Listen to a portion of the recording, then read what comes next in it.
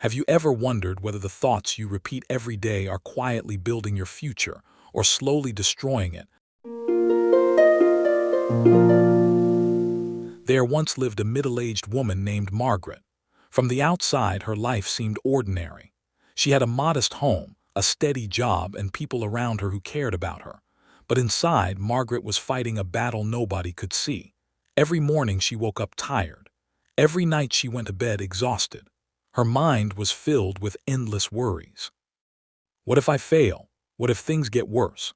Why does nothing good happen to me? My best years are behind me. Those thoughts became her constant companions. At first they seemed harmless. They were only thoughts, but over the years something strange happened. Her sleep became restless, her energy disappeared, her smile faded, she stopped taking walks, she stopped meeting friends, she stopped believing in herself. The darker her thoughts became, the darker her life seemed. Doctors prescribed medicines. Specialists ran tests. Nothing appeared seriously wrong, yet Margaret felt worse every year. One rainy evening, while sitting alone in her kitchen, she looked at her reflection in the window. The woman staring back looked much older than her age. Her eyes were tired. Her shoulders were bent. Her spirit seemed broken. For the first time, she asked herself a painful question. What if the greatest sickness isn't in my body, but in my mind? A few days later, she heard about a wise old doctor who lived high in the mountains. People traveled from far away to seek his advice. Some said he healed people whom nobody else could help. Others said he never gave medicine at all. Curious and desperate, Margaret decided to visit him. The journey was long. She drove through forests, winding roads, and mountain passes until she finally reached a small wooden cabin overlooking a valley. The old doctor greeted her with a warm smile. His hair was silver. His face was lined with age, yet his eyes sparkled with life. He invited her inside. The cabin was simple, no expensive equipment, no large machines, just books, plants, and sunlight streaming through the windows. The doctor listened carefully as Margaret described her problems. She spoke for nearly an hour, about her fatigue, about her fears, about her sadness, about the constant negativity that followed her everywhere. The old man remained silent.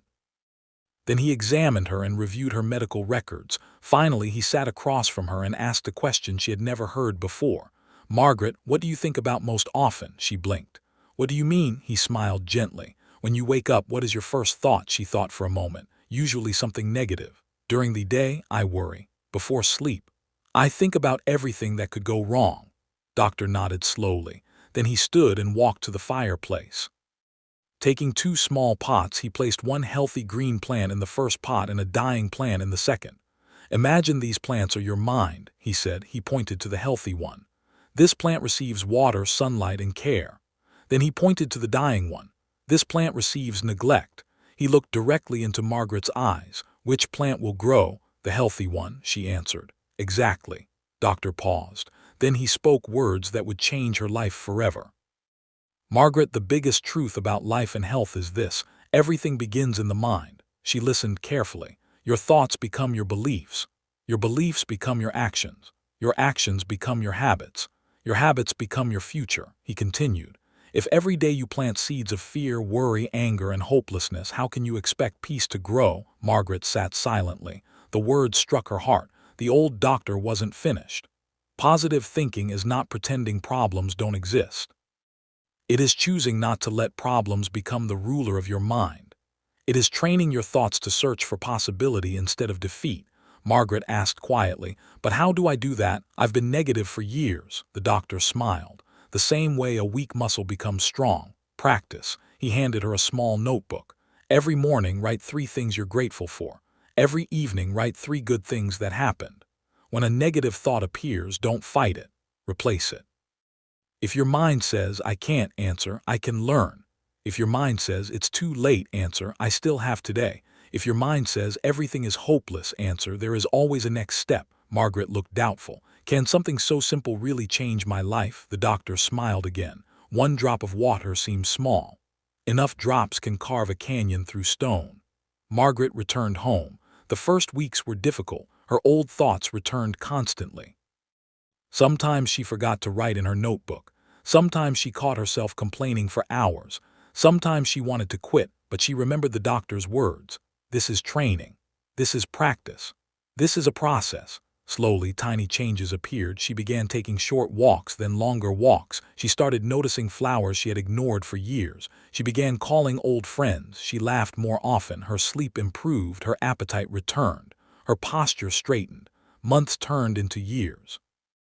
The transformation was gradual, almost invisible from day to day, but enormous over time.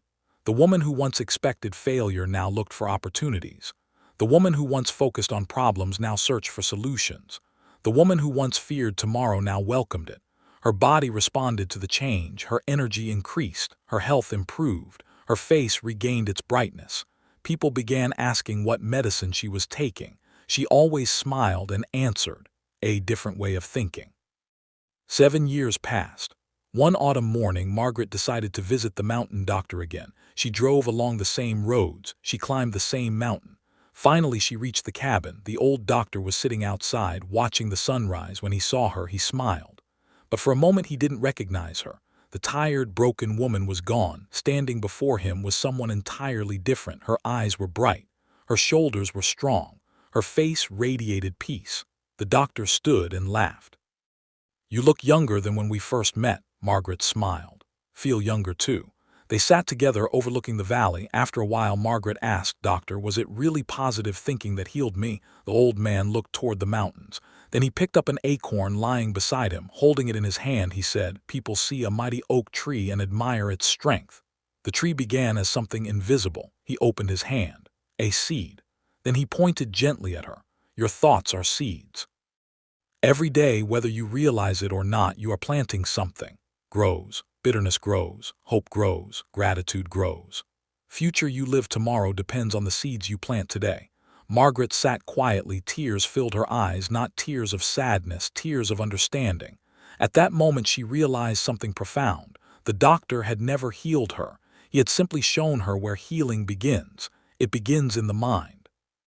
Years later, after the doctor had passed away, Margaret continued sharing his wisdom with others. Whenever someone complained that life could never improve, she would smile and tell them the story of two plants. Then she would say, "Guard your thoughts carefully. They are the architects of your future." And many lives changed because of those words. Moral of the story: your mind is the garden of your life. Every thought is a seed. If you plant hope, gratitude, and positive beliefs, you will eventually harvest peace, strength, and a brighter future. Change your thoughts, and step by step, you can change your life.